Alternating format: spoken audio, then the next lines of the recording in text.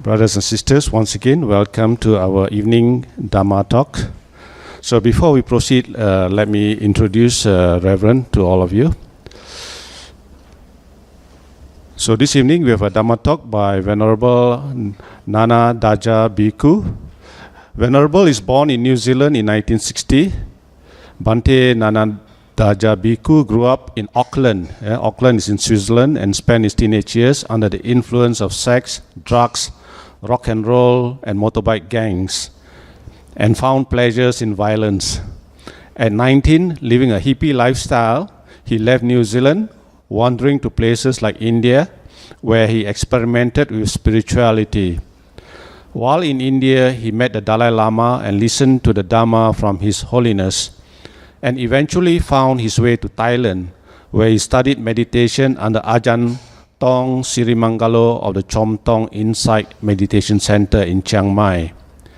He soon found his calling to become a monk, and at age 50, Bhante Nanadhaja was ordained as a Theravadan monk under Dr. Sayadaw Sunanda. Bhante Nanadhaja aspires to open a meditation and Dhamma center in New Zealand one day. So Bhante, we hope your aspiration will come true, that you will have your own meditation and Dhamma center in New Zealand. So the topic for tonight by Bhante Venerable Nanadhaja Bhikkhu is, anybody can go to heaven, why would you want to? So without much ado, I'll hand over the mic to Bhante. Okay, yeah. It's nice to be back here. I think this was the first place I visited as a monk when I came to Malaysia. I came here for your wonderful Wesak musical celebration, and what a wonderful time that was. I really enjoyed myself, and it's a pleasure to be back with you again this evening. So I wanted to start with a little story. This is a true story, and it came to my mind this morning about how we can misunderstand people and a person's capabilities. And this will tie in a little bit later with the talk. Back, I don't know, it was either in the 1950s or the 1960s, there was a young man in London. Now I figure it must have been the summertime, because according to the article I read, he was wearing a pair of shorts, a t-shirt, and he had flip-flops on his feet. So we got to figure it's obviously the summertime, because it's a bit cold to do that in England most of the time of the year. Well, this young man, he had a bag with him. I can't remember now in the article if it was a briefcase or just some sort of shoulder bag. But he walked into a Rolls-Royce centre.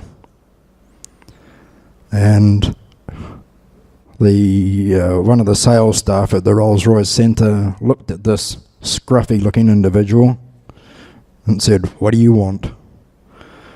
And he's like, "How much for that Rolls-Royce there?" And the guy said, "A lot more than you can afford, get out."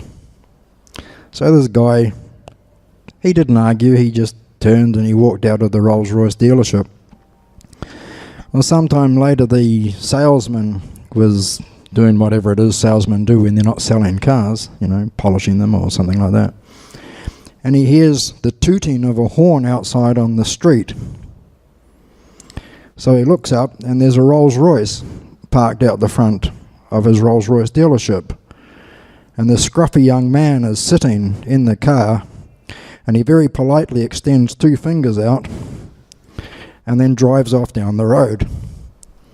The young man in question was an up-and-coming actor who you might know today as, I believe it's Sir Michael Caine.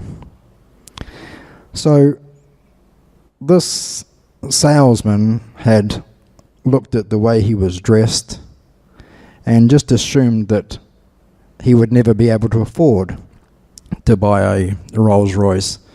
And apparently Mr. Caine had paid cash up the road. So there was a Rolls-Royce dealer up the road, a salesman somewhere who'd made a nice little piece of commission, and there was another very upset salesman. And so we have to be very careful that we don't misjudge people.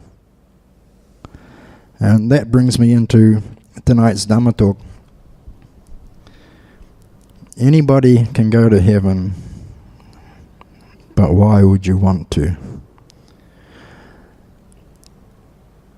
Today, there are a lot of teachers, there are a lot of monks, actually, and they teach, be good, do dana, and you can have a heavenly rebirth. Now, we will find this in the suttas. The Buddha speaks of such a thing. And there are many people who quite like this idea. Be good, do dana, and go to heaven. Sounds like a wonderful plan. But it's the plan of a lazy person. And it's not what we should be aiming for. The Deva realms are places of pleasure. You know, you can, anything you desire, basically, you can have it. You know, I was saying, I rather like cheesecake. You know, it's been one of those things that I've liked all my life as a, well, actually I can eat a whole cheesecake in one sitting, you know. No problem whatsoever. And I often think, you know, what must it be like to be a diva? And every time you want cheesecake, you just think about it and you can have it, you know. Must be absolutely wonderful. So they have all of these sense pleasures that they can enjoy time and time again. But the problem is, you don't remain forever, as we all know, because we're Buddhists. These heavenly realms are impermanent. But what a lot of people believe is that you do good, you go to heaven, and then what they tell me is, then you hang out, excuse me, you hang out up in heaven, and you wait for the next Buddha to turn up. He will teach you the Dhamma,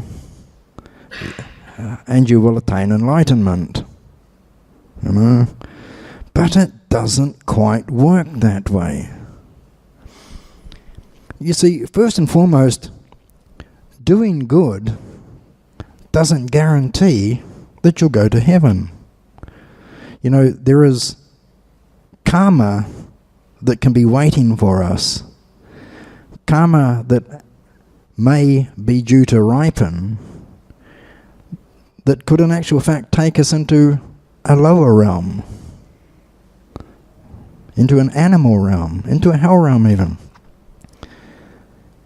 This karma will ripen when it's time for it to ripen. And that's one thing we know about karma. It ripens in its own time. And the other problem, of course, is we don't know when the next Buddha is going to come. And so you can go to heaven, and then when the karma that got you there has been exhausted, you will fall to a different realm. And of course we don't know what realm that's going to be. It could be a hell realm, could be an animal realm, it could be a hungry ghost realm. And so you see, the concept of just going to heaven isn't a very good idea.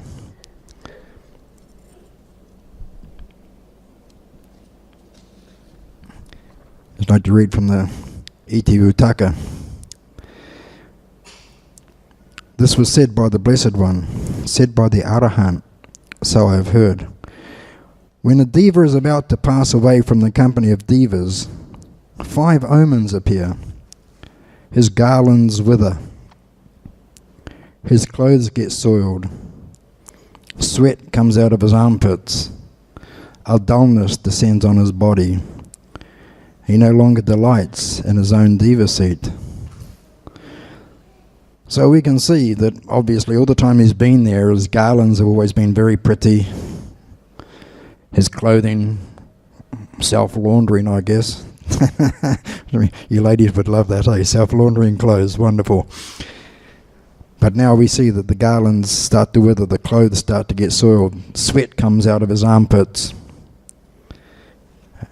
the brightness of his body starts to become dull, and he no longer takes pleasure in his own seat. So then the other devas, knowing from this deva's son is about to pass away, they encourage him with 3 sayings. Go from here, honourable sir, to a good destination. Having gone to a good destination, gain the gain that is good to gain. Having gained the gain that is good to gain, become well established.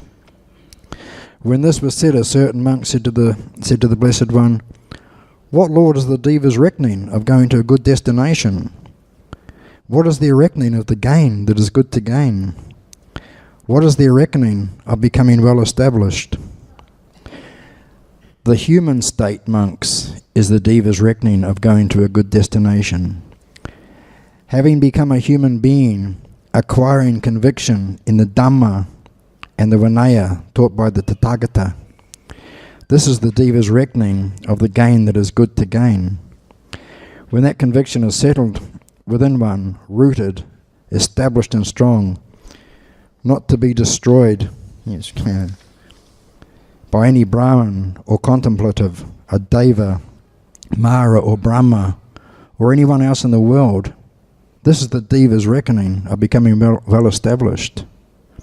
When a deva passes away from the company of devas through his lifespan's ending, 3 sounds sound forth. The deva's encouragement, go here, honourable sir, to a good destination, to companionship with human beings. On becoming a human being, acquire a conviction unsurpassed in true Dhamma. Please note, true Dhamma. There's a lot of false Dhamma out there today, so we have to be in the true Dhamma. That conviction of yours in true Dhamma, well taught, should be settled, rooted and established, undestroyed as long as you live. Having abandoned bodily misconduct, verbal misconduct, mental misconduct, and whatever else is flawed. Having done with the body what's skillful, and much that is skillful with speech. Having done what's skillful with a heart without limit, with no acquisitions. Then, having made much of that basis of merit through giving, establish other mortals in true Dhamma and the holy life. With this sympathy, the devas, when they know a deva is passing away, encourage him. Come back, deva, again and again. Now here we can see the devas are a little bit offbeat here because they keep saying he should come back again and again and again. In actual fact, you don't want to keep going back again and again and again. So we can see that there are a lot of things in the heavenly realms that we might enjoy, but they're not things that are going to last forever. Now, if you were to be reborn, like these devas say, go to a good destination, go to the human realm. But even rebirth in the human realm is not guaranteed to be a good rebirth. You could be reborn in a country where you don't have the teaching of the Buddha, where you're not allowed to practice the teaching of the Buddha. When I was doing my hippie stuff through places like India, and I got up north where the Dalai Lama was teaching, and he has public teachings up there. I think it's twice a year that he's actually in town for any length of time. He does his public teachings. And you can go to the temple. It's for free. You can walk into the temple, you can sit down, and you can listen to the Dalai Lama speak on the Dhamma. They have beggars come from all over India, and they line the street. There's a big hill that you go down to the Dalai Lama's temple. And all the beggars, they are lining the street, and they are sitting outside the front of the temple. And as you walk down, they place their hands out, looking for a few rupees, maybe a couple of momos if you've got some food on you. They don't even go inside the temple to listen to the Dhamma. They are so busy trying to feed themselves. These are people who've had a human rebirth. These are people who are within meters of the Dalai Lama. And yet they are so busy trying to get a little food. I've seen it in Thailand. There's thousands of temples in Thailand. They're all over the place. And as you approach a lot of the temples, you'll see these food stalls or the amulet stalls. And the people spend all their time outside the temple gates trying to make money. They don't have time to go inside the temple gates and to listen to the Dhamma. These are people born in what you would call a Buddhist country, and they don't have the time to listen to the Dhamma. So we can see that even a human rebirth is no guarantee that we're going to be able to hear the Dhamma, to listen to the Dhamma, to practice the Dhamma.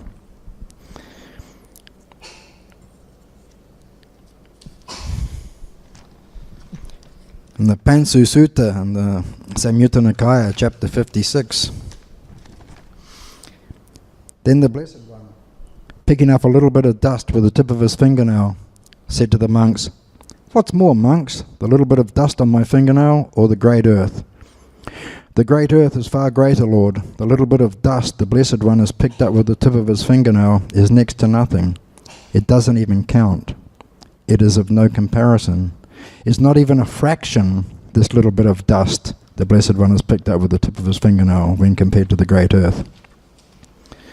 In the same way, monks, few are the beings who on passing from the Deva realms are reborn amongst Devas. Far more are the beings who on passing away from the Deva realm are reborn in hell, the animal womb, in the domain of the hungry ghosts." So we can see this concept of go to heaven and wait for the Buddha isn't a very good idea. It's got a couple of flaws to it that we need to be very wary of. In one of the suttas, there's the simile of the blind turtle. A blind turtle that only comes up to the surface once every 100 years. And on the surface of the water is the yoke of the ox. And it's being pushed to the north and to the south and to the east and to the west on the waves, And the Buddha says that turtle has got a greater chance, even though it does only come up once every 100 years, it has a greater chance of getting its neck through the yoke bobbing on the surface than we have of getting a human rebirth. And so we can see just how rare and how precious our rebirth is in the human realms.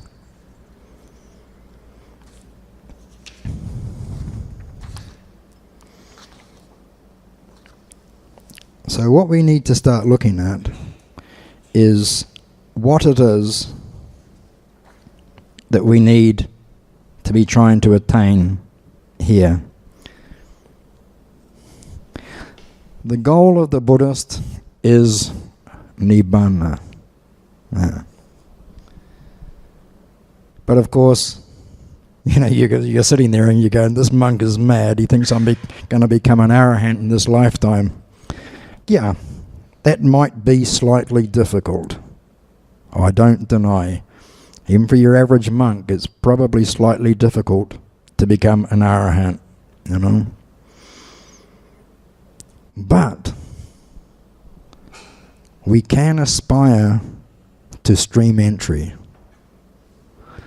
Each and every one of us here tonight can aspire to stream entry to becoming a Sotapanna. In the Dhammapada, verse 178 says, far better than sovereignty over the earth, or far better than going to the abodes of the devas, or far better than ruling supreme over the entire universe, is the attainment of Sotapanna fruition. So we see that rather than focusing on the heavenly realms, we need to be focusing on becoming a Sotapanna, on the practice that leads to stream entry. The heavenly realms still have suffering.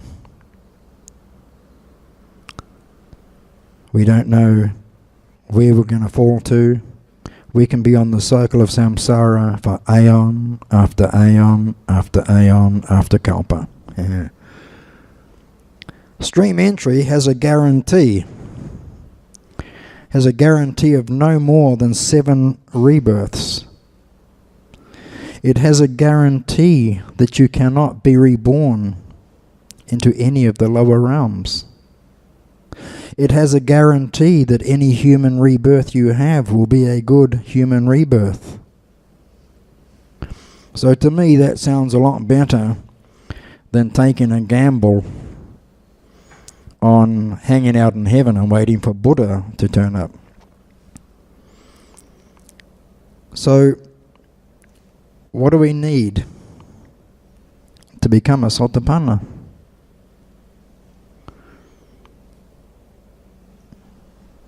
A Sotapanna has broken the 3 lower fetters. Okay, so that's only 3 of them.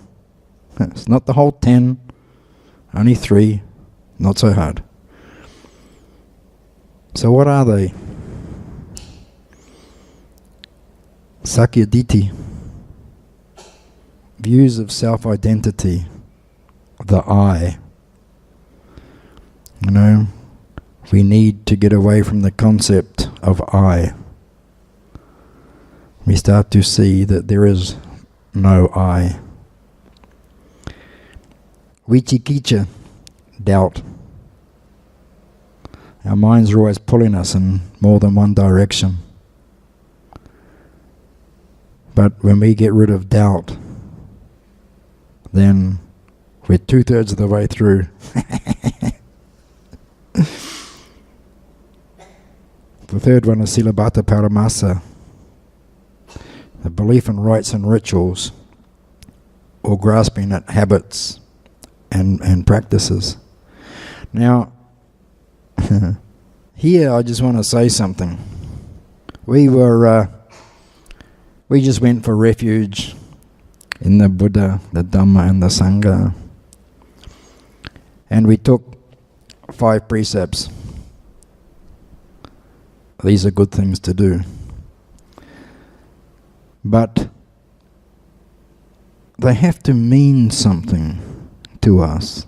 You know, I think some people think they're like some sort of magic beans. You know, you chuck them out the window and a big tree grows, and you know, something like that. It doesn't work like that. When I first became a Buddhist, in fact, the day I became a Buddhist, the Dalai Lama, he called, you know, anybody want to come forward and, you know, take refuge, and, you know, yeah, I'll be into that. You know, cool.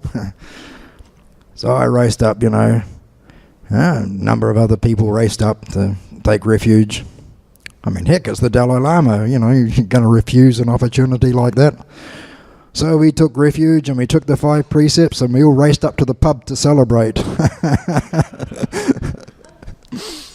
And as I progressed along the Buddhist path, I was kind of doing my best to keep the precepts.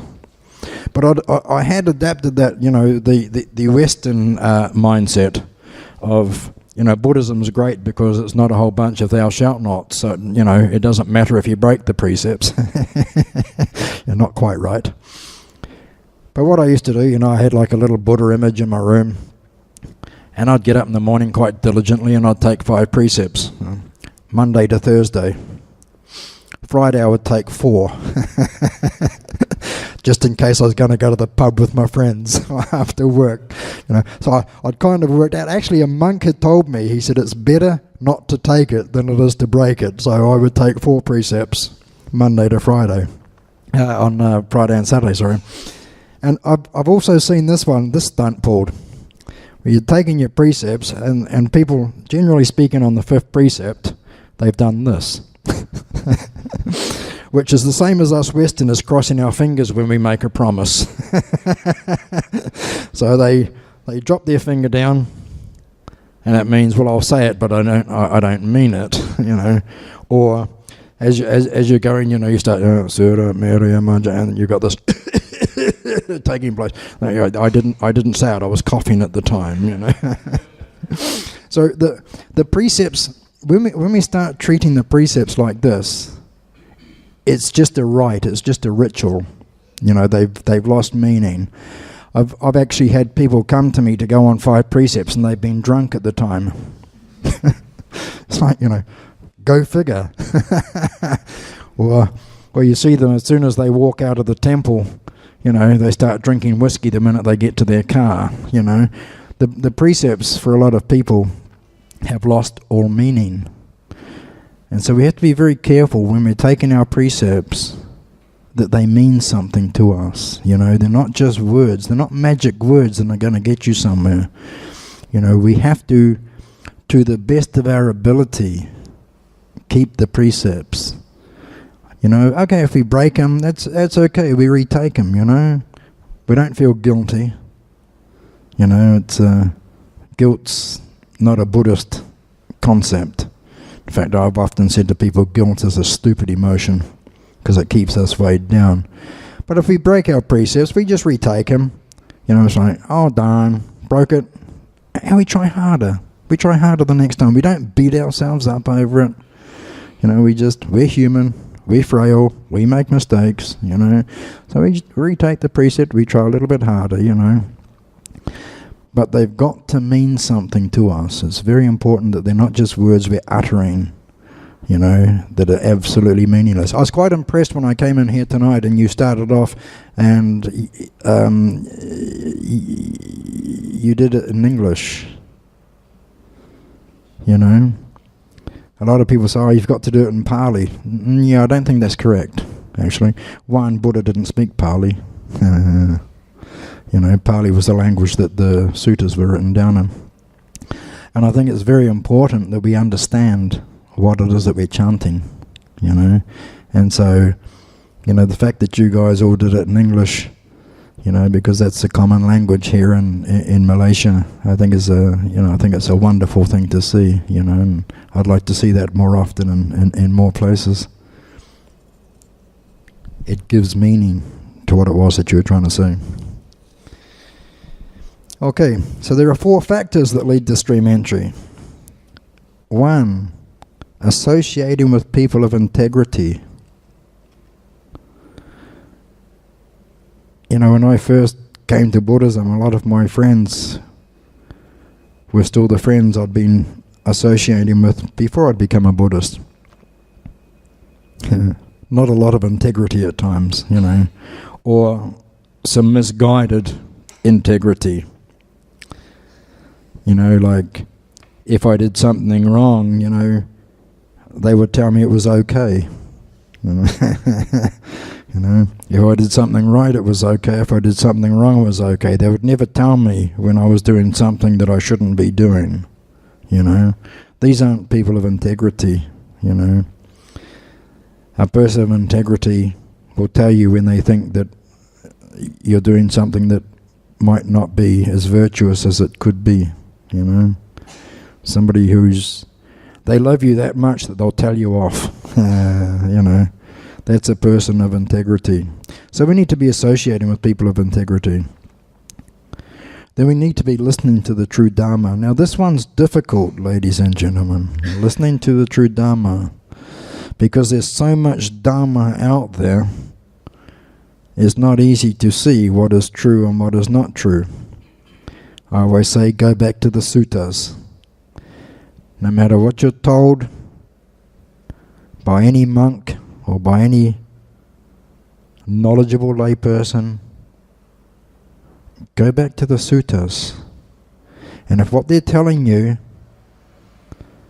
does not compare with what the suttas say, then you have a choice to make.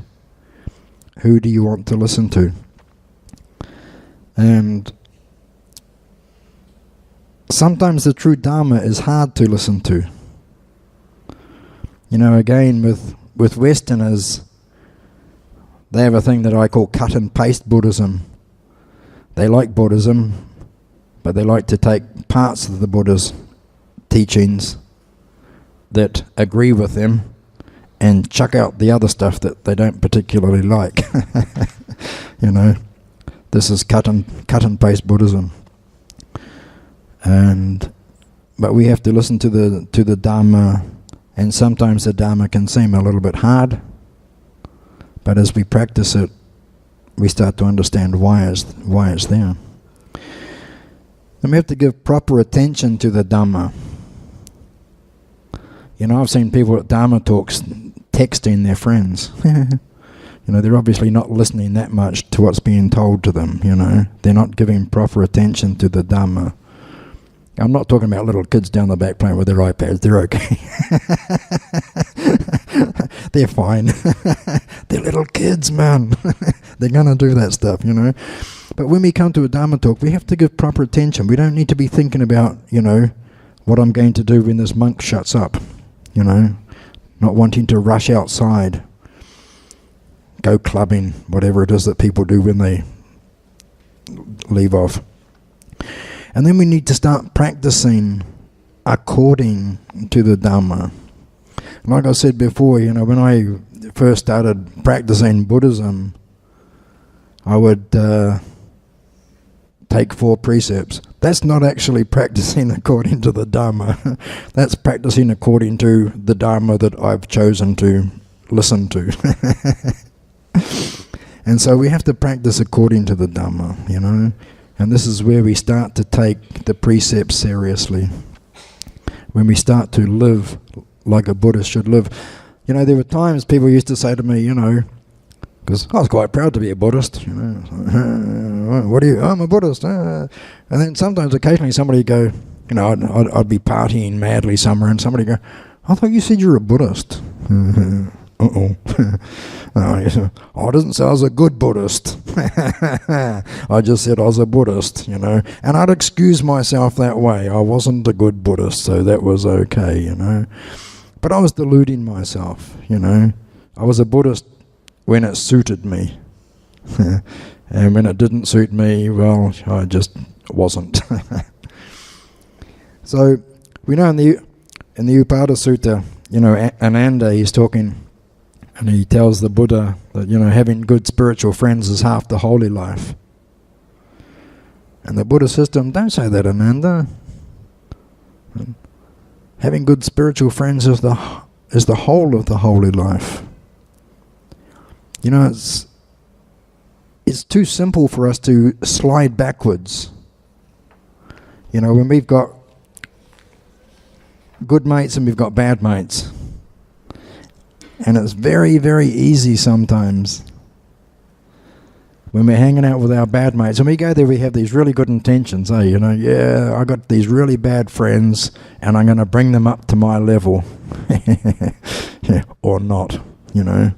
So easy for these people to bring us down to their level unless we're well and truly grounded in the Vinaya and in the Dhamma. It's very, very simple to be dragged down. I had a friend in New Zealand many years ago, a good Christian lady, and she did a lot of outreach work with homeless kids, some naughty people in my city. She really had a heart for these kids. And she said to me one day, she said, oh yeah, she said, when I'm talking to the teenagers out on the street, she said, you know, she said, I swear and I smoke, and I'm like, why? And she said, you've got to be able to relate to these children. And I said, no, I said, you're going down to their level. I said, they want to see more of you as a Christian. You know, I said, they don't want to see you acting like them. So they got plenty of that around them, you know. And eventually, you know, I didn't see her for some time, and I popped round to where they'd lived, and she'd divorced her husband. She was having an affair with somebody. You know, her whole Christianity had gone out the window. She'd been dragged down because she was associating with the wrong people. And so we have to be very, very careful. And so the Buddha tells us that, you know, we need to be associating with good people. Now, it's not always easy, you know. So you go out to work, and not everybody at your work's going to be a good person. You can't help but associating with those people. But as much as we can, we need to be associating with good people, and especially people who know the Dhamma, and people who are trying to live by the Dhamma. This is very, very important for us in our spiritual growth.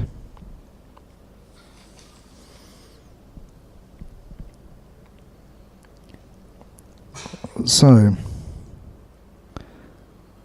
yeah, in the Anguttara Nikaya, it actually says that we're not only associating with good people, but we're also learning from them, and we're emulating their qualities, you know. So listening to the true Dhamma, this is a sadhamma, it has 5 rewards.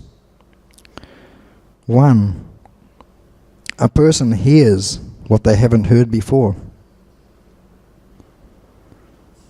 2, he clarifies what he has heard before. So sometimes we've heard things but we're not quite sure about it. But we listen a bit more, and clarification comes through. 3, he gets rid of doubts.